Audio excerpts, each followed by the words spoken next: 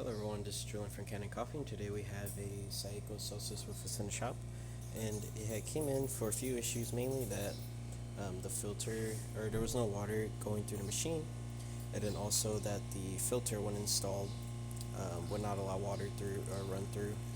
This is usually when the filters either go bad or they're installed improperly.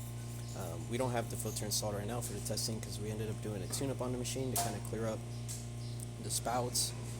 There was a lot of issues with water flow going into the shots, so we do have the filter out, but I would recommend either replacing the filter or returning this one. I'm unsure how old this filter was, but we're going to quickly brew let's just do a 2-ounce shot here.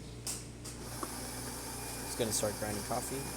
During the tune-up, we descaled the machine. I backflushed it multiple times just to make sure that the spouts were nice and cleared. I did cleaning cycles with detergent 3 times. Also replaced your inlet valve that's inside of the machine behind the brew unit.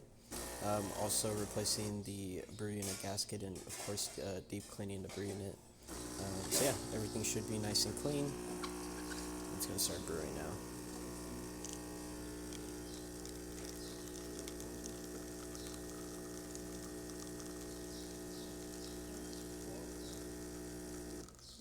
Beautiful.